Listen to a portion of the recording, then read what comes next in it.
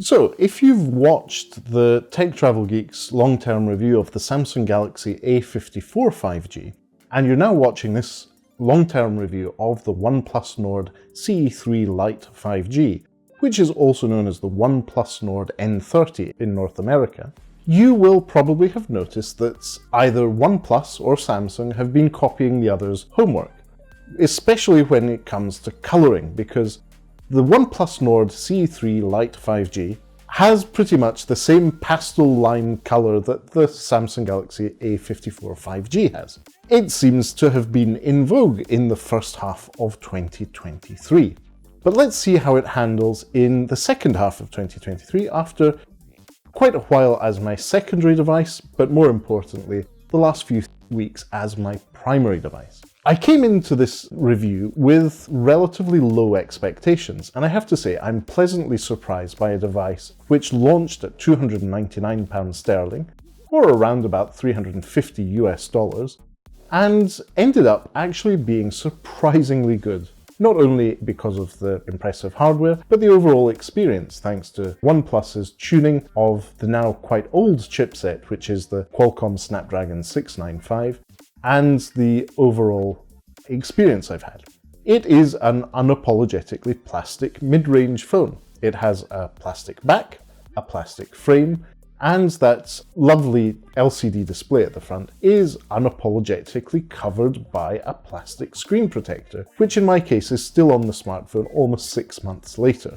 The display on the OnePlus Nord CE3 5 Lite 5G is an LCD panel which has punchy colours and a full high-definition display resolution. That means that it's more than enough for playing video, games, and I noticed that the screen itself has really good colour saturation. If you didn't know this was an LCD, you might have to take a few attempts at looking at the screen to figure out that it is not an OLED panel. It's that good.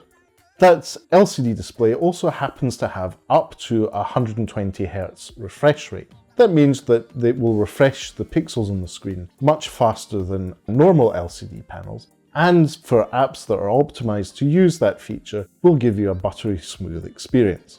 Now, the lovely display has relatively uneven but not too intrusive bezels around it, which is good for gesture navigation, especially if you have a case on your smartphone, such as the one that came in the box as we unboxed it in our unboxing video. The display also has a cutout in the center at the top of the screen for the selfie camera. The selfie camera on the OnePlus Nord CE3 Lite 5G is a 16 megapixel one, which is capable of recording full high-definition video, or 1080p video.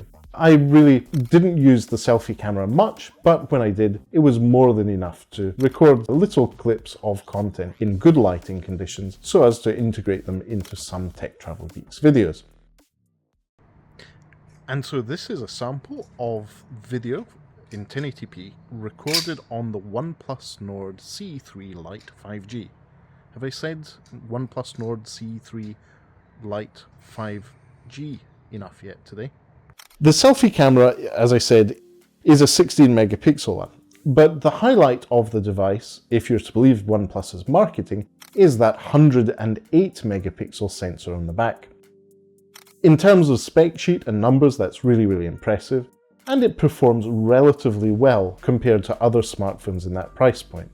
But I personally found the colours to be a little bit washed out, and the lack of a functional telephoto lens or any other real lens was noticeable. Now, I say the lack of any functional lens is because the only real sensor on the back is that 108 megapixel one. The other two lenses are both 12 megapixel sticker cameras, as our friend Miriam refers to them, which are just there to bulk out a spec sheet and make the design look more premium than the smartphone actually is.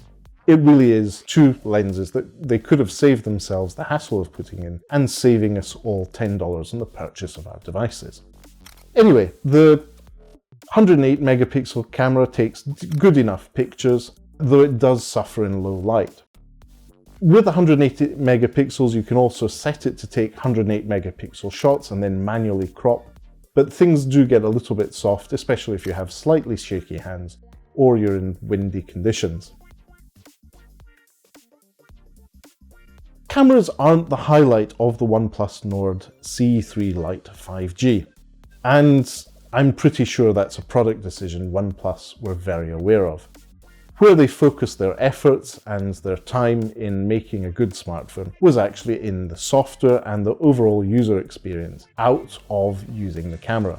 The OnePlus Nord CE3 Lite 5G released with Android 13 on Oxygen OS 13 and has been updated frequently with security updates, and I have had no issues whatsoever with that. It is a good overall experience, no bugs or slowdowns that I've noticed, and I look forward to seeing if and when OnePlus decide to update this to the newest version of Android, Android 14, and what new features they may or may not add to the device. But as it comes out of the box, and as of recording of this video in October 2023, it's still running Android 13 on Oxygen OS 13. Oxygen OS is a very pleasant user experience. It isn't just that it's a simplified and nice experience, it adds quite a few powerful extra features such as theming, adjusting certain features of the operating system, and setting battery savings and other features. Really good stuff overall from OnePlus on Oxygen OS 13. I just hope that they manage to maintain this device for more than a couple of years. Sadly, going by our experience with previous OnePlus and OnePlus Nord devices, OnePlus haven't been great at actually delivering promised updates. We'll just need to see if they're any better this time around. Now, Oxygen OS by default on the OnePlus Nord CE3 Lite 5G comes with gesture navigation enabled. We did a video here on the Tech Travel Geeks on how to switch back to button navigation, and that's one of our most popular device videos so far for the OnePlus Nord CE3 Lite 5G. Check that out if you haven't already. Customization of the operating system and the overall look and feel is a definite plus. Things that other manufacturers or smartphone makers don't always offer you the option of doing. In terms of speakers, the OnePlus Nord CE3 Lite 5G has stereo speakers, which is almost unheard of in devices at this price point. That means that you can quite comfortably be sitting watching a movie in a hotel room and really enjoy the quality of sound coming from the device. Most other devices in this price range usually have a mono or single speaker, so I was pleasantly surprised to see that you have stereo speakers here, and the sound isn't too bad to boot. In terms of sound, nowadays most smartphones support Bluetooth earphones. The OnePlus Nord CE3 Lite 5G is pretty much the same. But where it has something that very few other smartphone makers have is the Courage port, or that 3.5mm audio jack. Yes, you actually do get one on this device, which is probably why it's been in my bag for travels quite a lot. Just in case I need it, it's there. In terms of battery life, the OnePlus Nord CE3 Lite 5G has really good battery life. That's probably due to the fact that it has a 5000 mAh battery on the inside, that Qualcomm Snapdragon 695, which isn't a flagship chipset, but performs very well and efficiently, and OnePlus's own Oxygen OS tuning of the operating system to the chipset to the battery. So I was really impressed with the battery life on the OnePlus Nord CE3 Lite 5G, and I think this is really a plus for the OnePlus. In terms of charging, it is also a champion. The OnePlus Nord CE3 Lite 5G has USB Type-C charging, and it uses Oppo and now OnePlus's standard of Super VOOC charging. So in the case of the European variant, it supports up to 67 watt charging, which is in this price category very impressive.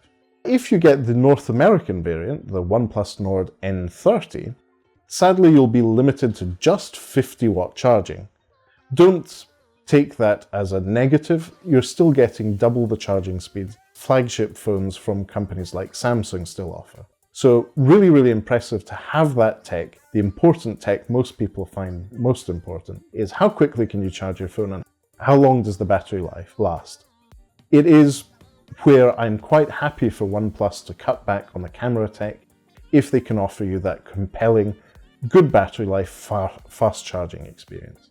And I'm quite happy with the fact that the OnePlus Nord CE3 Lite 5G does not have wireless charging. As long as you have fast charging and good battery life, you shouldn't really need wireless charging. In terms of ergonomics, the OnePlus Nord CE3 Lite 5G takes to the trend that we've seen on quite a few smartphones in the last few years. It's square, it's boxy, arguably a little bit boring, but it works.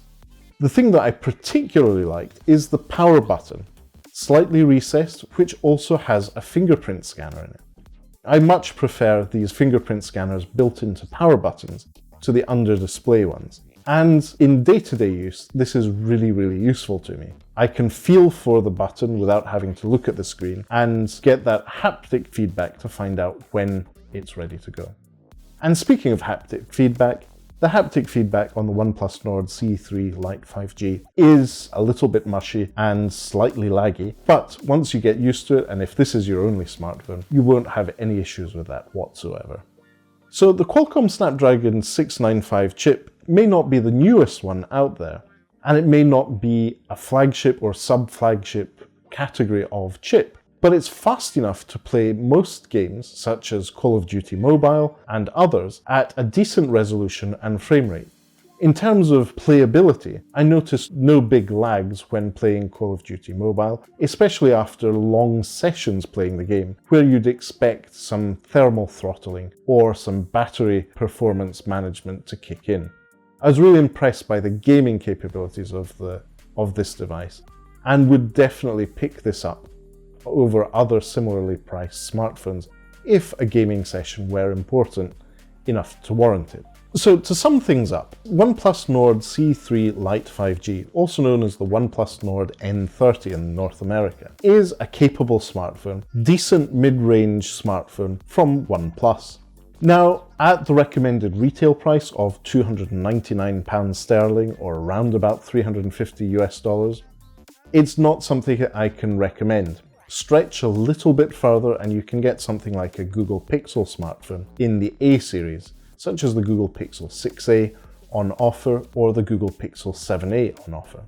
And save a little bit of money and you'll get similarly spec'd devices from other manufacturers.